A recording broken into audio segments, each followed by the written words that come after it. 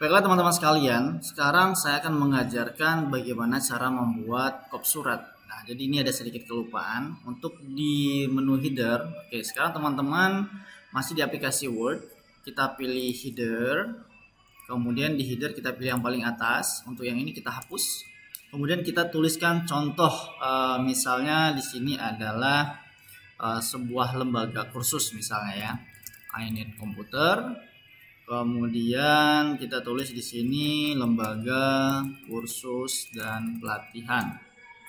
Pelatihan alamatnya di Jalan Rawajaya nomor 672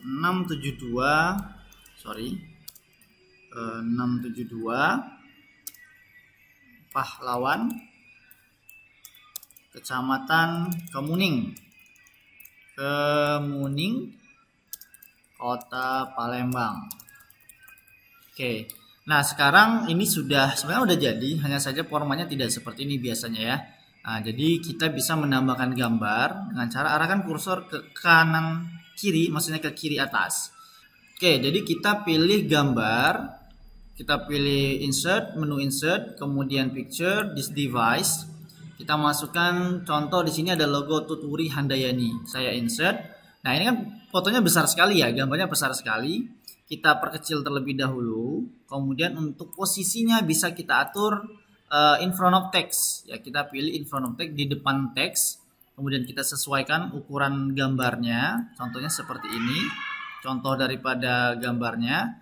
Kemudian untuk teks ini kita bisa rata tengahkan ya teman-teman ya. Ini bisa kita rata tengahkan. Contohnya seperti ini. Kemudian kalaupun misalnya ada logo satu lagi di sebelah kanan, kita tinggal tambah saja. Ya, kita tinggal tambah, insert, kemudian kita tambahkan logo, kemudian kita samakan ukuran gambarnya. Ini bisa kita in front of text kembali. Ya, contohnya seperti ini. Kemudian kita taruh di sebelah kanan daripada header. Ya, tulisan di header. Nah, ini sebenarnya udah jadi ya. Ini udah jadi. Tapi biasanya kalau kop surat kan ada garis bawah ya. Untuk memunculkan garis bawah teman-teman bisa enter 2 kali, bisa dengan menu mengetikkan sama dengan 3 kali, kemudian enter, maka dia keluar garis secara otomatis. Atau selain sama dengan, teman-teman bisa dengan cara menuliskan min 3 kali, min, kemudian enter, maka dia keluar garis di bawahnya. Nah, untuk melihat apakah header kita atau kop surat ini sudah jadi, caranya coba teman-teman pilih menu insert, kemudian pilih blank page, maka secara otomatis kopnya sudah jadi. Kalau tidak muncul seperti ini atau misalnya hanya tulisan saja dan gambarnya tidak muncul, artinya ada yang salah dari cara yang teman-teman lakukan. Ya, ini cara paling gampang untuk membuat sebuah kop surat ya. Oke, nah sekarang selanjutnya kita masuk ke berikutnya yaitu menu draw ini jarang digunakan. Ini untuk fitur baru di Microsoft Office 2019. Jadi teman-teman bisa menggambar, misalnya bisa menggunakan ini, ya teman-teman bisa lakukan ini. Enaknya ini kalau teman-teman menggunakan pen tools ya. Jadi ada tambahan alat ya. Kemudian nah, selanjutnya kita lihat di menu design atau tab menu design. Nah, di sini teman-teman bisa memberikan watermark. Watermark ini semacam apa ya? Ya, watermark tanda air. Ya, tanda air pada suatu dokumen. Misalnya ini konfidensial. Atau teman-teman bisa ganti dengan cara misalnya di sini ada custom watermark. Teman-teman tuliskan di sini misalnya rahasia negara. Nah, sehingga teksnya akan berubah juga, rahasia negara. Nah, ini tidak menutupi teks, tapi dia akan berada posisinya di bawah teks atau di belakang teks. Nah, ini watermark. Nah, kemudian fixed color. Nah, ini sudah sempat saya bahas mengenai macam-macam warna untuk pewarnaan di di Microsoft Word khususnya. Jadi kemarin kita sudah bahas mengenai ada yang namanya font color, kemudian ada text highlight color, kemudian ada shading, kemudian ada page color. Nah, itu yang mana? Kalau font color ini ya kemarin ya teman-teman ya. Ini sedikit saya review.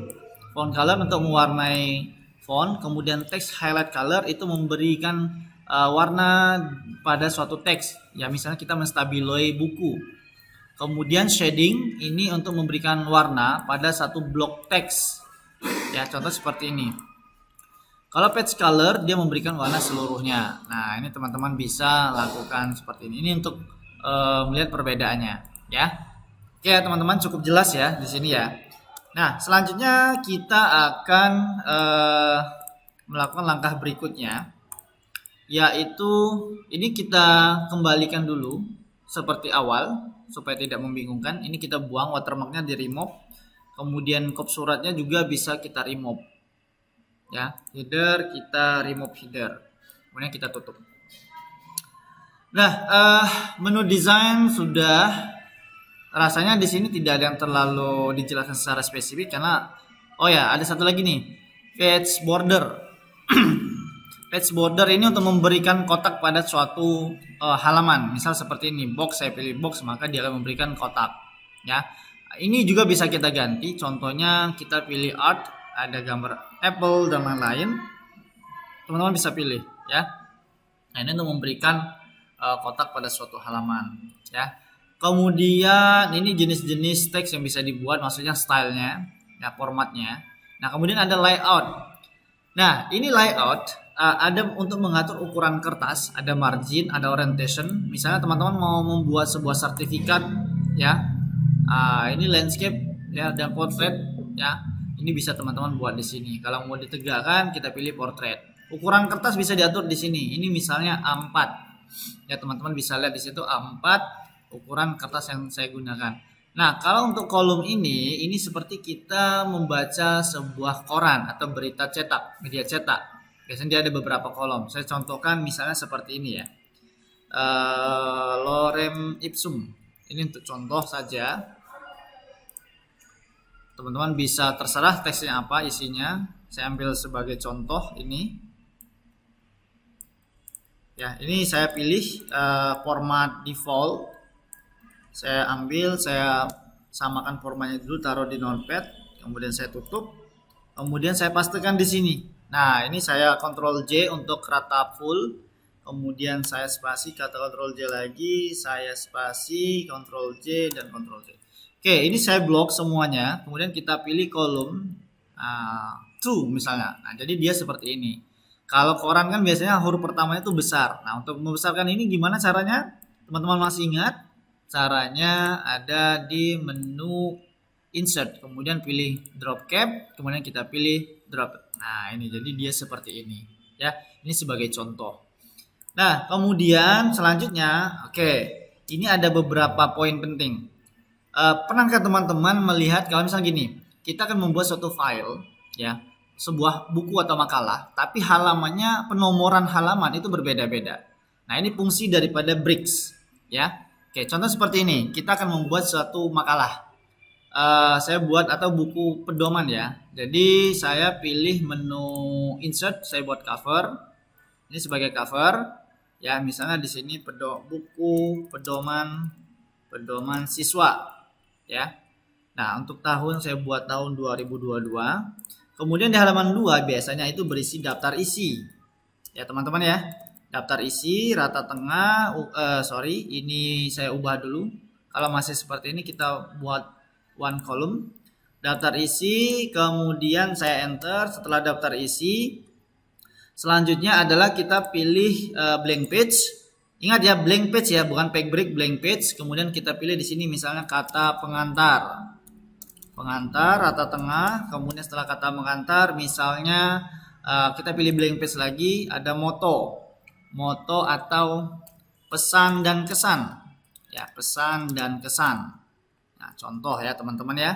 Kemudian selanjutnya kita masuk ke bab 1. Nah, ini nih, karena kan logikanya gini, analisanya gini, cover itu tidak ada nomor, kemudian daftar isi, kemudian kata pengantar, pesan dan kesan itu biasanya huruf Romawi, I1, I2, I3. Kemudian masuk bab 1, bab 2 dan seterusnya itu biasanya nomor halaman 1, 2, 3 dan seterusnya. Nah, di sini letak fungsi daripada page break. Kita pilih page break, kita pilih next page. Ingat ya, pilih next page, ya. Kemudian ada halaman baru yang kosong, kita tulis di sini bab 1 ya. Kemudian kita tulis misalnya bab 1 ini adalah pendahuluan. Ya, pendahuluan. Kemudian setelah itu ada 1.1 ya, teman-teman ya. 1.1 misalnya latar belakang. Oke, yang ini saya rata tengahkan dulu. Ya, saya rata tengahkan. Nah, jangan lupa kalau kita ini salah satu juga fungsinya kalau teman-teman mau membuat daftar isi otomatis, nanti kita akan belajar di menu berikutnya ya. Nah, sekarang kita buat dulu seperti ini bab 1 pendahuluan, latar belakang, kemudian saya enter, kemudian saya pilih lagi karena ini berlanjut ya, maksudnya bab 1 sampai dan seterusnya kan halaman 1 2 3. Kita pilih menu blank page. Kita tulis di sini adalah bab 2. Ya, tinjauan pustaka ya teman-teman. Kemudian di sini kita pilih 2.1 misalnya sejarah komputer. Nah, teman-teman bisa buat seperti ini ya. Nah, sudah jadi seperti ini, sudah selesai. Selanjutnya adalah kita beri nomor halaman. Oke, sekarang kita lihat ya, arahkan kursornya di daftar pustaka, di daftar isi. Kita pilih insert page number, pilih button of page, kemudian pilih yang ini nih, atau bisa di tengah ya, di bawah tapi di tengah ya, kita buat seperti ini, atau di sudut kanan bawah kita pilih. Nah, ini masih 1 ya teman-teman ya, 1 2 3, kemudian nah ini juga nggak ada, maksudnya bab 1 bab 2 ini tidak ada, tapi bab 2 ada 1. Oke, sekarang kita ubah dulu yang atas. Daftar isi kita ubah formatnya menjadi huruf Romawi. Oke, sekarang berubah ya, I1, kemudian I2 dan I3 ya. Nah, selanjutnya untuk bab 1 ya, kita tutup dulu, kita arahkan kursor terus ke halaman bab 1 di sini. Nah, di sini kita akan memasukkan nomor kembali. Insert page number ya, bottom kanan bawah. Nah, nomornya ini kan mulai dari 0 ya teman-teman ya, 0 1. Yang di atas tidak berubah, tetap I1, I2 dan I3.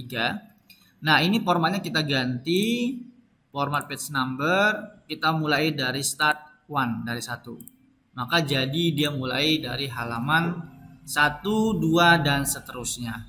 Nah, ini teman-teman bisa gunakan ketika akan membuat suatu makalah atau membuat suatu skripsi ya, teman-teman, untuk penomorannya kurang lebih seperti itu.